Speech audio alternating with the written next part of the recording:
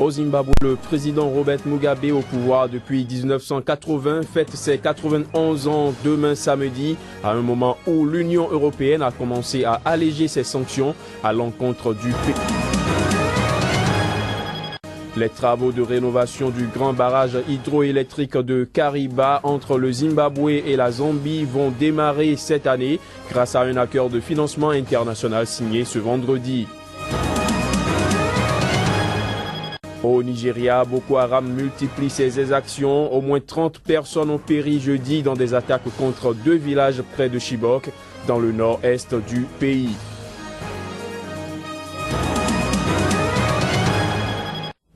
Bonsoir à tous et bienvenue dans cette édition sur Sika. Au Zimbabwe, le président Robert Mugabe, au pouvoir depuis 1980, fête ses 91 ans demain samedi. Un anniversaire qui arrive à un moment où l'Union européenne a commencé à alléger ses sanctions contre le pays. Les célébrations entrant dans le cadre de cet anniversaire seront organisées à la fin du mois de février, malgré les critiques sur le coût des festivités. Reportage. Robert Mugabe fête ses 91 ans et il a de quoi se réjouir. L'Union européenne a repris son aide directe au Zimbabwe et a levé la plupart des sanctions imposées depuis 2002 contre des membres de son gouvernement. Et il vient aussi d'être nommé à la tête de l'Union africaine. Pour dire les choses très crûment, Mugabe a gagné. Il avait une énorme pression occidentale pour démissionner et pour changer certaines de ses politiques. Et il n'a rien fait de tout cela. 1980, Rhodésie, l'indépendance est proclamée. C'est la naissance du Zimbabwe avec à sa tête Robert Mugabe, le symbole de la libération du pays. Ses priorités sont la démocratie, l'éducation et la santé. Dans les années 2000, il met en place une réforme agraire et chasse les fermiers blancs. Les campagnes électorales de 2002 et 2008 sont particulièrement violentes. Les atteintes aux droits de l'homme se multiplient. L'Occident impose alors des sanctions. Mais Mugabe reste un héros sur le continent. Son patriotisme africain fait toujours recette. Les gens sont fous en Europe. Les gens sont fous parce qu'ils refusent et rejettent la vérité. Des gens fous qui défient le droit international. Au sein du parti Mugabe, un successeur potentiel a émergé lors du dernier congrès. Emerson Mnangagwa, nommé à la vice-présidence, est surnommé le crocodile. Ministre de la Sécurité nationale après l'indépendance en 1980, il a notamment supervisé la sanglante répression contre des dissidents qui auraient fait environ 20 000 morts. Mais officiellement, Mugabe n'a pas désigné de dauphin et purge son propre parti. Quant à l'opposition, elle est divisée. Si son but était de diriger le Zimbabwe et de devenir le roi du Zimbabwe pendant une longue période, et quoi qu'il se passe dans le pays, y rester et devenir un héros à l'échelle du continent, je pense qu'il a réussi. Le fait que le Zimbabwe ait été ruiné dans ce processus, qu'il soit maintenant uniquement géré par des voleurs qui se nomment ministres, qui pillent le pays tout le temps, je ne pense pas que cela l'inquiète du tout. Pour ses 91 ans, le Zimbabwe lui offrira de nouveau une fête grandiose le 28 février, une semaine après son anniversaire, aux grandes dames de l'opposition.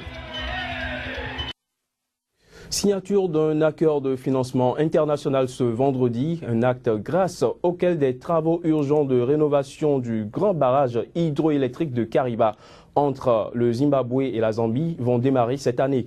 Un projet qui permettra d'éviter une catastrophe. Les images. Le barrage sur le fleuve Zambèze, construit en 1959, est situé à 400 km environ des chutes Victoria. La rénovation prendra entre 8 et 10 ans et va coûter près de 300 millions de dollars. Le but est de lui donner une centaine d'années de vie en plus, à en croire le PDG de l'autorité binationale du fleuve Zambèze. 2 centrales électriques sont alimentées par le barrage, rive gauche au Zimbabwe et rive droite en Zambie. Par la taille de son lac et par sa forme, le barrage est exceptionnel par ses dimensions. 617 mètres de largeur sur 128 mètres de haut. Sa retenue de 181 milliards de mètres cubes en fait le plus grand lac artificiel du monde en termes de capacité de stockage. Quand on pense aux Zambèze, on pense à l'hydroélectricité et au barrage de Kariba. Nous pensons aussi aux milliers de communautés et familles qui dépendent directement de cette rivière pour leur subsistance. Pendant plus de 50 ans, le barrage de Kariba a été essentiel pour le développement des deux pays et de la région dans son entier. Fort de toutes ses capacités, l'ouvrage de béton est néanmoins aujourd'hui source d'inquiétude pour les riverains, car la maintenance a souffert de la crise économique et politique des années 2000 au Zimbabwe.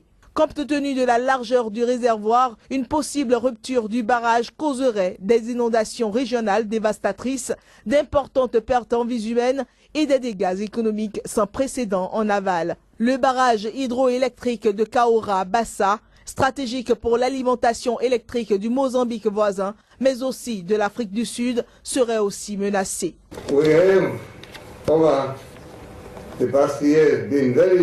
Pendant ces dernières années, nous avons été très préoccupés par la sécurité d'un grand nombre de personnes suite à des rapports de fissures dans le mur de barrage de Kariba. La réhabilitation du barrage de Kariba est une nécessité urgente pour éviter une catastrophe potentielle. Le but des travaux est d'aider la nature à élargir le trou pour que l'énergie de l'eau ait la place de se dissiper en cas de crue extrême et qu'elle puisse s'écouler vers l'aval.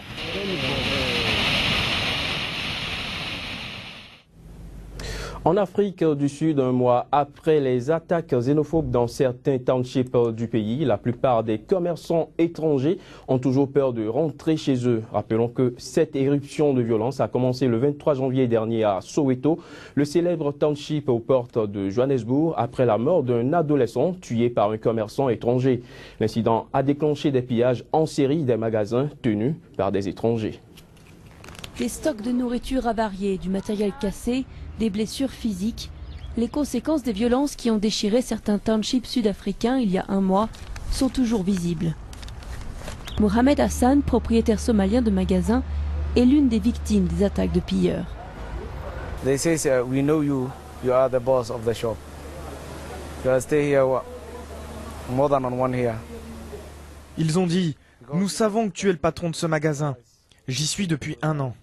Ramène du liquide ou tu vas mourir. Ils ont dit ça. Après, ils m'ont frappé les jambes avec une machette, des barres de fer, et je suis tombé à terre.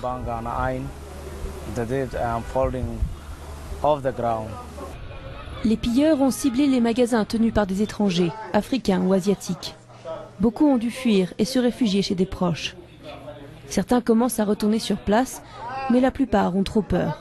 Je ne sais pas où aller, dormir, manger, vivre. Je ne sais rien. Nous ne sommes pas rien, mais nous ne faisons rien. Nous ne pouvons pas retourner chez nous. Hier encore, ils se sont attaqués à d'autres magasins ailleurs. Donc nous avons toujours peur. Nous n'avons plus de stock de toute façon. Les pillages ont commencé suite au meurtre d'un adolescent, accusé de voler et tué à bout portant par un épicier somalien. En une semaine, la police a arrêté près de 200 personnes. Pour les commerçants, il s'agit d'attaques xénophobes. Mais les autorités, elles, les considèrent comme purement criminelles. Je pense qu'il s'agit d'activités criminelles, mais il y a des problèmes culturels. Il y a de l'hostilité entre les différents commerces, entre les communautés.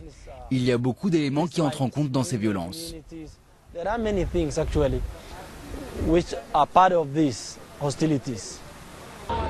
L'association de la diaspora africaine a organisé une marche de solidarité avec les immigrés dans le centre de Johannesburg. Une marche qui a mal tourné quand la police l'a décrétée illégale. La violence anti-immigrants est un problème récurrent dans les townships défavorisés en Afrique du Sud. La pauvreté et le chômage alimentent régulièrement la frustration de certains habitants. Médiatrice des pourparlers de paix sud-soudanais ouverts depuis janvier 2014 à Addis Abeba, l'organisation intergouvernementale est-africaine IGAD a donné jusqu'au 5 mars au président Salva Kiir et à son rival Riek Machar pour conclure un accord de paix final. Mais de pareils ultimatums, il faut le préciser, ont été ignorés par le passé malgré des menaces de sanctions. Plus de précisions à travers ce reportage. D'intenses combats continuent d'opposer forces gouvernementales et rebelles dans le nord-est du Soudan du Sud. Une situation qui s'enregistre malgré une reprise des pourparlers de paix.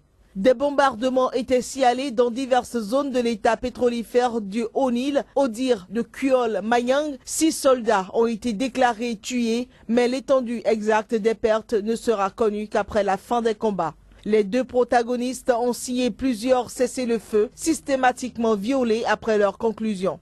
Monseigneur Paulino Lukuduloro, archevêque de Djouba, a renouvelé son appel lancé aux deux factions qui luttent dans le pays afin de trouver une solution au conflit armé qui dure depuis plus d'1 an. Le conflit au Sud-Soudan, indépendant depuis 2011, a éclaté à l'intérieur du parti du gouvernement, le Sudan People Liberation Movement, et voit s'opposer l'armée fidèle au président Salva Kiir et les troupes fidèles à l'ex-vice-président Riek Machar. Selon les données diffusées fin janvier par les Nations Unies, le conflit a causé presque 1,5 million de réfugiés internes et près de 500 000 réfugiés dans les pays voisins. Plusieurs milices tribales ou groupes armés épaulent l'un ou l'autre camp et échappent au contrôle des deux dirigeants. Les affrontements accompagnés de massacres et atrocités à caractère ethnique ont plongé le plus jeune pays du monde dans une grave crise humanitaire et l'ont conduit au bord de la famine. Aucun bilan officiel du conflit n'est disponible, mais le groupe de réflexion ICG estime qu'au moins 50 000 personnes ont été tuées. L'ONU estime que 2 500 000 personnes sur les 10 millions d'habitants ont besoin d'une aide urgente.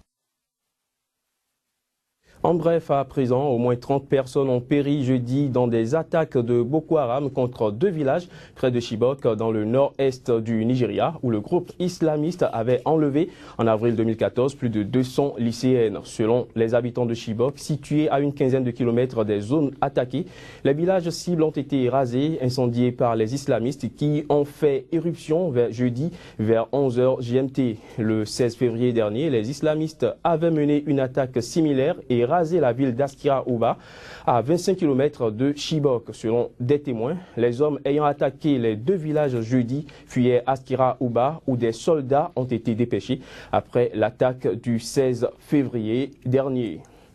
Le gouvernement malien et 6 groupes armés du nord du Mali réunis à Alger ont signé jeudi sous les auspices de l'Algérie et de l'ONU une déclaration prévoyant la cessation immédiate de toute forme de violence. Les images.